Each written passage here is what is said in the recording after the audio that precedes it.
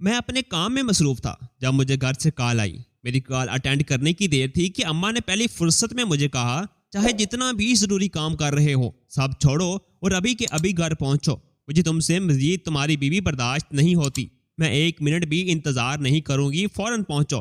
یہ کہہ کر اماں نے کھٹاک سے فون بند کر دیا، اور بیوی کا ذکر ہوتے ہی میرے ماتھوں کے بلوں میں اضافہ ہوا۔ یقیناً اس عورت نے پھر کوئی نیا تماشا کھڑا کر دیا تھا۔ نہ جانے وہ کون سے خوش نصیب مرد ہوتے ہیں جن کی زندگی میں عورت کے نام پر سکون لکھا ہوتا ہے۔ اماں کا لہجہ آج کچھ الگ تھا، اس لیے میں نے اپنا کام فی الحال ملتوی کیا اور گھر کی طرف روانہ ہو گیا۔ میری چھٹی حص مجھے اشارہ دے رہی تھی کہ آج کوئی بڑی بات ہوگی تھی، ورنہ اماں مجھے اس طرح سے نہیں بلواتی، اور وجہ جانے بغیر ہی میرا غصہ آسمانوں کی بلندیوں کو چھونے لگا۔ اس کی ایک وجہ یہ بھی تھی کہ میں اپنی بیوی سے تھک چکا تھا اور اس سے چھٹکارا پانا چاہتا تھا، مگر میری اولاد میرے پاؤں کی زنجیر بنی ہوئی تھی۔ اس صورتحال نے مجھے اتنا بے بس کر دیا کہ میں چاہ کر بھی کوئی راہ فرار اختیار نہیں کر پا رہا تھا۔ جب میں گھر پہنچا تو گھر کے سارے افراد جمع تھے اور میری بیوی ایک کونے میں کھڑی تھر تھر کانپ رہی تھی۔ اس کو اس طرح لرزتا کانپتا اور بھیگی خوفزدہ آنکھوں سے اپنی طرف متوجہ دیکھا تو میرے غصے میں مزید اضافہ ہوا۔ وہ اپنی حرکتوں سے باز نہیں آئی تھی، اور پھر معصوم ایسے بن جاتی ہے جیسے اس کا تو کوئی قصور ہی نہیں، میرے ہی گھر والے برے ہیں۔ حالانکہ ایسا نہیں تھا، میں اپنی ماں کو بہت اچھے سے جانتا تھا، وہ سب کا خیال کرنے والی اور احساس کرنے والی تھیں، اور جب اس گھر میں 3 بہویں خوشی سے رہ رہی تھیں تو میری بیوی سے بھلا انہیں کیا خواہش ہونے لگی؟ اس لیے ظاہر تھا میری بیوی معصوم بننے کی اداکاری کرتی تھی تاکہ میں اس کے جانسے میں آ جاؤں۔ میں نے اپنی بیوی کو خونخوار نظروں سے گورا اور اماں سے پوچھا، جی بتائیں اماں، اب کیا تماشا کھڑا کر دیا ہے اس عورت نے جو مجھے اتنی ایمرجنسی میں بلوایا؟ جانتی بھی ہیں میں اپنے کام میں کتنا مصروف ہوتا ہوں کہ جب جی چاہے منہ اٹھا کر گھر چلاؤں۔ میں نے ذرا جلجلاتے ہوئے لہجے میں کہا تو میری ماں زاروں کی تار ہونے لگی اور کہا، جانتی ہوں بیٹا تمہاری مجبوریاں ہیں، اور یہ بھی جانتی ہوں کہ جس طرح دفتر چھوڑ کر آنا تمہارے لیے آسان نہیں ہے، مگر آج میری برداشت جواب دے گئی، اس لیے میں نے تمہیں بلایا۔ آج اس عورت نے اپنا گھٹیا حرکتوں کی حد پار کر دی، کل تک یہ ہمیں ستاتی رہی اور آج تو اس کا ایسا روپ میرے سامنے آیا کہ خدا کی پناہ، میں نے اس ذلیل عورت کو سامنے والے پروفیسر کے ساتھ رنگے ہاتھوں پکڑ لیا ہے۔ اس کے ساتھ نین مٹکا کر رہی تھی، ارے اس کی تو دیدوں کا پانی مر گیا ہے، اور اسے ذرا بھی شرم نہیں آئی کہ اپنے شوہر کی عزت خاک میں ملا رہی ہے۔ 2 بچوں کی ماں ہوتے ہوئے ایسی گری حرکتیں کر رہی ہے، میں تو جی جان سے کانپ گئی، اور جب میں نے اس کو ڈانٹا اور احساس دلانا چاہا تو یہ غلط کر رہی ہے، تو اس نے مجھے ہی باتیں سنائیں کہ میں کمظرف اور نیچ عورت ہوں، اپنے بیٹے کا گھر بسانا ہی نہیں چاہتی۔ بھلا کوئی ماں اپنے بیٹی کی دشمن کیسے ہو سکتی ہے؟ میرا ہی دماغ خراب تھا جو اسے سادہ مزاج، نیک اور سیدھی عورت سمجھ کر بیاہ لائی۔ جو عورت اپنی اولاد کی پرواہ نہیں کر رہی، وہ میرے بیٹے کا احساس کیوں کرے گی؟ اللہ جانے کب سے یہ چکر چل رہا ہے۔ بھئی میں تو نیچ عورت ٹھہری، تم خود ہی اپنی بیوی سے حساب کر لو، اور مجھے بھی صاف صاف بتا دو کہ اس گھر میں تم نے کسے رکھنا ہے، اس عورت کو یا مجھے، کیونکہ میں اس کے ساتھ اب نہیں رہ سکتی۔ اب تو اس کی خوب زبان چلنے لگی ہے، آج اس نے مجھے باتیں سنائی دی، کل کو ہماری جان لینے کے لیے بھی گریز نہیں کرے گی، اور جو اس کے لچھن آج دیکھے ہیں، میں تو ویسے ہی ڈر گئی ہوں، میری کنواری بچیاں اس کے ساتھ نہیں رہ سکتی۔ یہ کہہ کر کرم اماں پھوٹ پھوٹ کر رونے لگیں، اور اماں کی باتوں سے میرا وجود زلزلے کی زد میں آ گیا، میرے دماغ میں آندھیاں چلنے لگیں، میری آنکھوں میں مرچیں برنے لگیں۔ میں نے بے یقینی سے اپنی بیوی کی جانب دیکھا، وہ اس حد تک گر سکتی ہے، میں نے نہیں سوچا تھا۔ شادی کے 5 سال میں نے اس عورت کی فضول حرکتیں برداشت کی، مگر یہ بات میری برداشت سے باہر تھی، میری آنکھوں میں خون اتر آیا تھا۔ میں اپنے ہوش کھو بیٹھا اور اپنی بیوی کو بری طرح پیٹ ڈالا، وہ روتے ہوئے قسمیں کھا رہی تھی، میں نے ایسا کچھ نہیں کیا، نہ ہی اس پروفیسر کے ساتھ چکر ہے۔ ہاں، اماں کو برا بلا کہا کہ وہ میرے کردار پر کیچڑ اچھال رہی تھی، اور اس کے منہ سے یہ بات سننے کی دیر تھی میری نفرت میں مزید اضافہ ہوا تھا۔ میں نے اسے بالوں سے پکڑا اور گھسیٹتے ہوئے گھر سے باہر کھڑا کر دیا۔ وہ چیخ رہی تھی کہ مجھے کہہ رہی تھی کہ مجھے میرے بچوں سے دور مت کرو، اللہ تم لوگوں نے ظلم کی انتہا کر دی، مگر اب ایک ماں سے اس کے بچے نہیں چھین سکتے۔ تو میں نے کہا، چلی جاؤ ابھی اور اسی وقت میری نظروں سے دور، ورنہ 3 لفظ سن لو گی۔ ابھی بھی میں تمہارا لحاظ کر رہا ہوں، تمہاری حالت کی وجہ سے تمہیں طلاق نہیں دی، ورنہ جو آج تم نے کیا اس کے بعد تو تمہارا وجود ناقابل برداشت ہے میرے لیے۔ اب اگر تم نے مجھے مجبور کیا تو میں سارا لحاظ ختم کر دوں گا۔ اسے کھری کھری سنا کر میں نے دروازہ بند کر دیا۔ میری برداشت ختم ہو رہی تھی، غصے سے میرا پورا وجود کانپ رہا تھا۔ میرا دل کر رہا تھا کہ اس کی جان لے لوں، مگر وہ حاملہ تھی اور اپنے بچوں کے لیے میں بہت حساس تھا۔ مگر میں نے سوچ لیا تھا کہ اپنے بچے کی ولادت کے فوراً بعد ہی اپنا بچہ اسے لے کر اسے طلاق دے دوں گا، اور وہ اس قابل بھی نہیں تھی کہ میں اسے واپس گھر لاتا۔ ایسی بدکار عورت گھر میں رکھنے کا مطلب تھا کہ میں اپنے بچوں کی زندگی بھی اجیرن کر دیتا۔ اتنے عرصے سے جو فیصلہ میں نہیں کر پا رہا تھا، آج وہ فیصلہ لمحوں میں ہو گیا تھا۔ اپنے بچوں کی وجہ سے میں پریشان تو تھا، مگر کہیں نہ کہیں مجھے سکون بھی حاصل ہوا تھا، مگر نہیں جانتا تھا کہ بہت جلد میرا یہ سکون شدید بے سکونی میں بدلنے والا تھا۔ اسی دن شام کو میری بیوی کے گھر والوں نے مجھ سے رابطہ کرنے کی بہت کوشش کی، مگر میں نے ان کی کال نہیں اٹھائی۔ میں جانتا تھا وہ مجھے میری بیوی کی حالت کا بتا کر احساس دلانے کی کوشش کریں گے اور چاہیں گے کہ میں اسے واپس کر لے آؤں، کیونکہ میری بیوی کی میکے میں بھی کوئی جگہ نہیں تھی۔ مگر اب ایسا ممکن نہیں تھا۔ میں نے اماں جان کو بھی سختی سے کہہ دیا کہ ان لوگوں سے ملاقات کرنے کی کوئی کوشش نہ کر رہے، نہ ہی مجھ سے کوئی امید رکھنا کہ میں اب اس کو گھر لاؤں گا۔ وہ عورت میری طرف سے فارغ تھی، میں بس اپنے بچے کی پیدائش کا انتظار کر رہا تھا۔ میں اب دن رات اپنے کام میں مصروف رہتا۔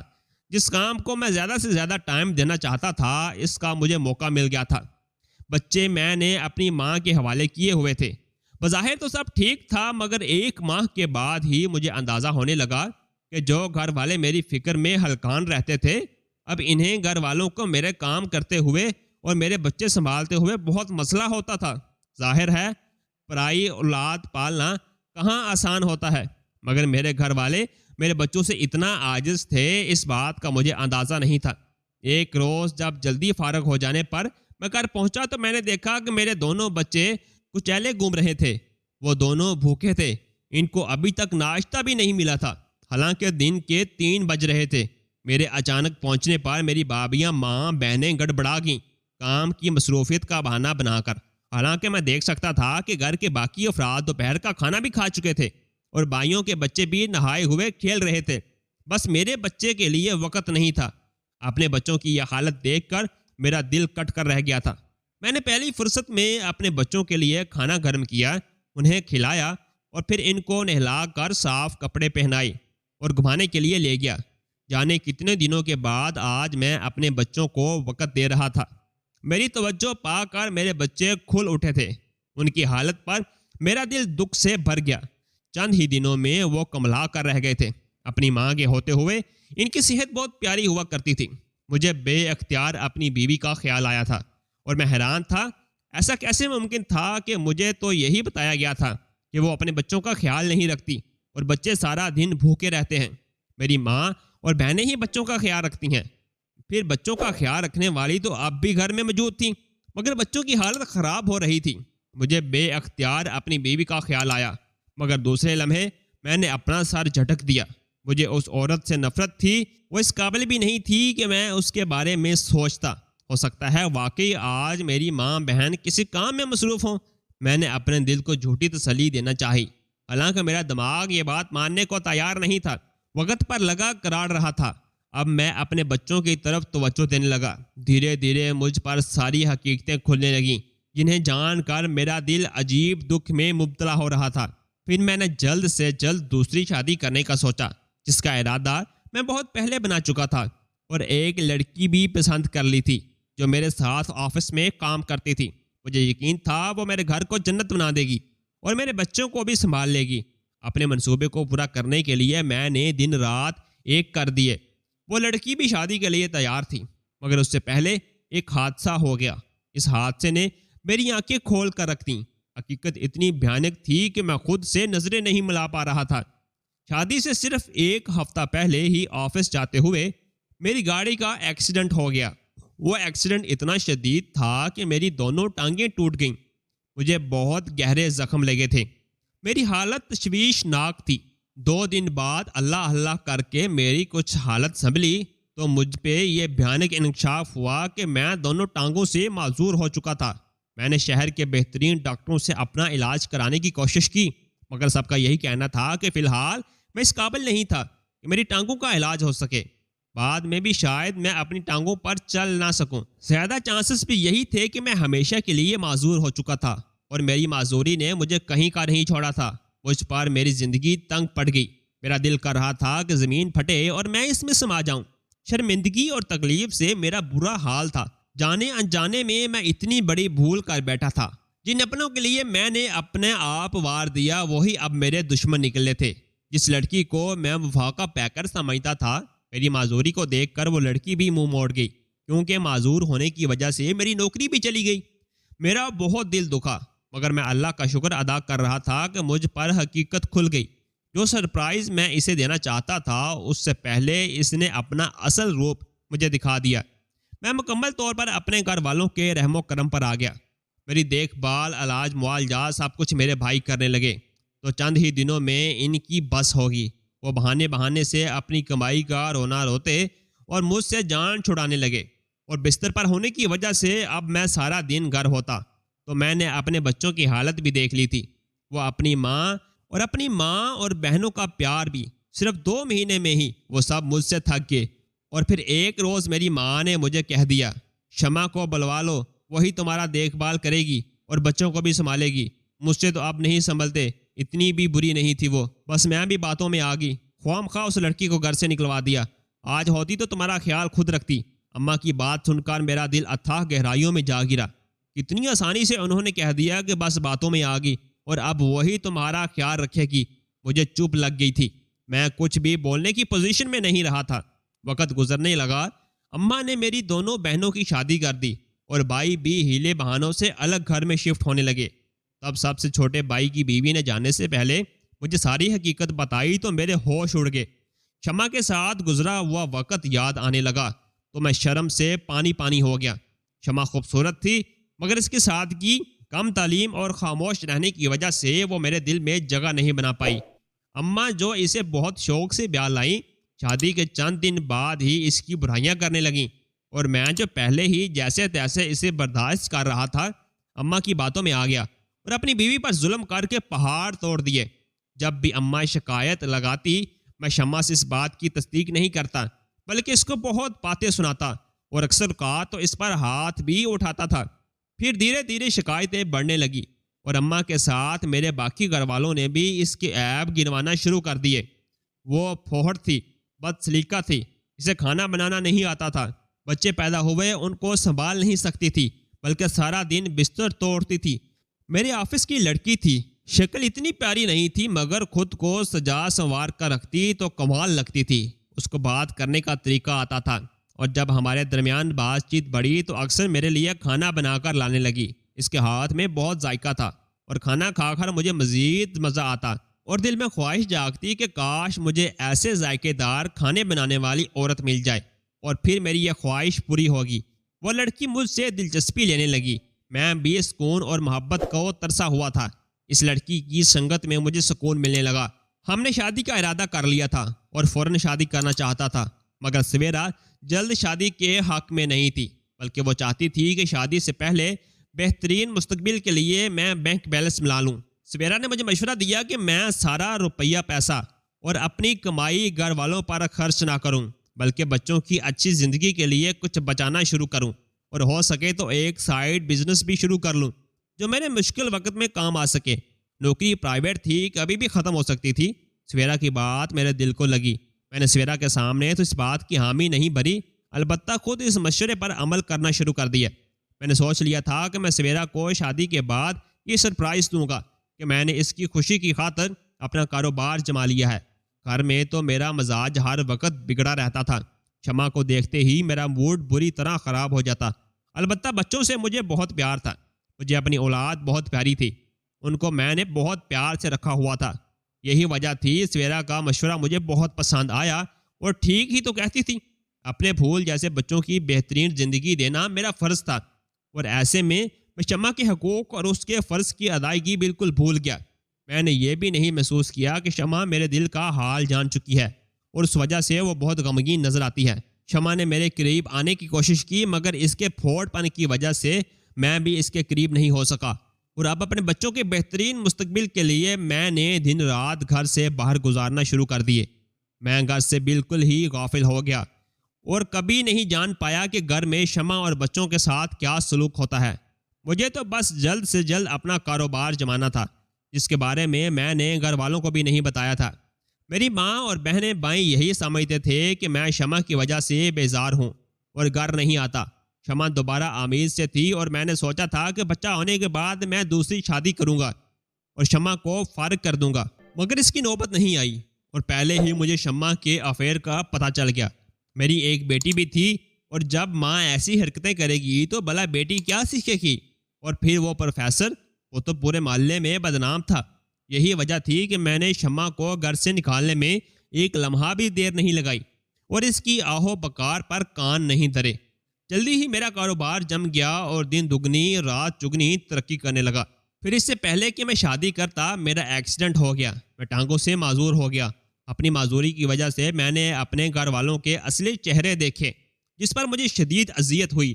اور آج میری بابی نے بتایا کہ شمع بابی نہ تو بد سلیقہ اور پہوڑ تھی اور نہ ہی کھانے بد ذائقہ بناتی تھی، بلکہ آپ کی ماں جان بوجھ کر سیدھی سادی اور خاموش رہنے والی لڑکی لائی تھی تاکہ ان کو مفت کی نوکرانی مل جائے جو زبان سیے ان کے سارے کام کرتی رہے۔ اور آپ کا دل بھی برا اس لیے کیا کہ آپ کا اپنی بیوی کے ساتھ سلوک ہو جاتا تو ظاہر تھا آپ اپنی بیوی کو بھی ویسا ہی درجہ دیتے جیسا اس گھر کی باقی بہوؤں کو مل رہا تھا۔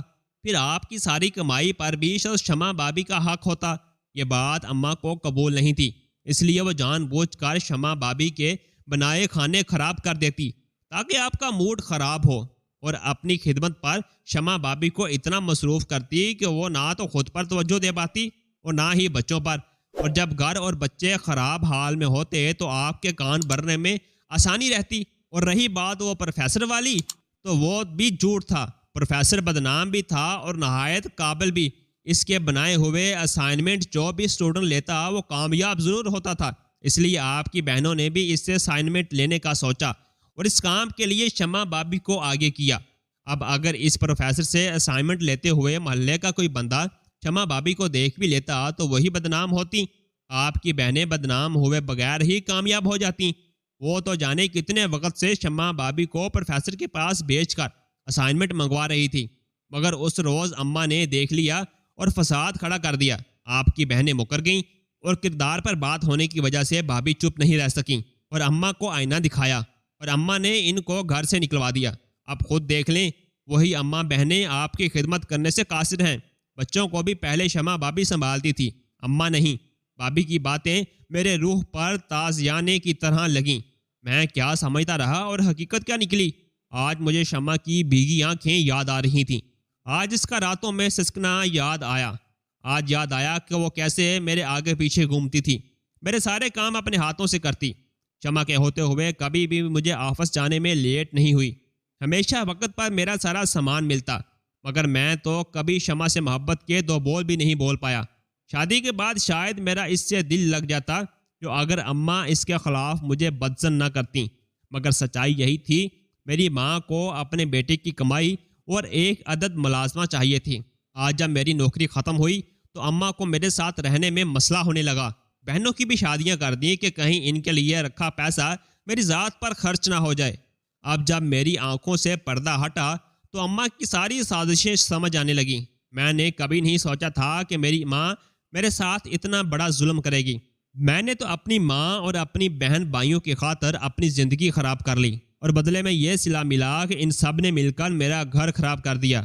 اور میں جو یہ سمجھتا تھا کہ وہ سب مجھ سے محبت کرتے ہیں اور میری عزت کرتے ہیں، آج پتہ چلا تھا میرے پیسوں سے میری عزت تھی۔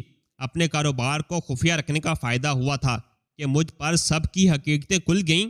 پھر بھی میں نے اماں کو کہہ دیا کہ اگر آپ چھوٹے راشد کے ساتھ رہنا چاہتی ہیں تو چلی جائیں، میں شمع کو گھر لے آؤں گا۔ میں نے بمشکل اپنے غم و غصہ کو دبا کر اماں سے بات کی۔ جو بھی تھا وہ میری ماں تھی اور ان کا احترام مجھ پر واجب تھا۔ میرے کہنے کی دیر تھی کہ اماں نے فوراً بوریا بسترا سمیٹا اور بھائی کے گھر روانہ ہوگی۔ اس کے بعد میں نے شمع کے بھائیوں سے رابطہ کیا اور ان سے گزارش کی کہ وہ شمع کو گھر لے آئیں۔ بچے اس کے بغیر بہت پریشان ہیں اور اداس ہیں۔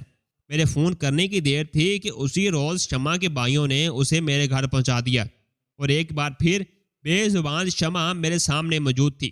اس کی آنکھوں میں ویرانیاں اتری ہوئی تھیں۔ اس نے مجھ سے کوئی گلہ نہیں کیا۔ اپنے بچوں کو پا کر وہ پھوٹ پھوٹ کر روئی۔ اس کے بعد اس نے اپنے آنسو پونچھ لیے اور چپ چاپ گھر کے کاموں میں لگ گئی۔ میرے بنا کہے اس نے میری خدمت بھی شروع کر دی۔ شمع کو اس حال میں دیکھ کر میں کٹ کر رہ گیا تھا۔ میں نے اس پر ظلم کیا تھا، بے تحاشا ظلم، مگر اس نے اف تک نہیں کی۔ میں نے شمع سے معافی مانگی اور اسے کہا کہ میں اس کو بہت خوش رکھوں گا، مگر شمع کی چپ نہیں ٹوٹی۔ میرے کام کر کے وہ دوسرے کمرے میں چلی گئی تھی۔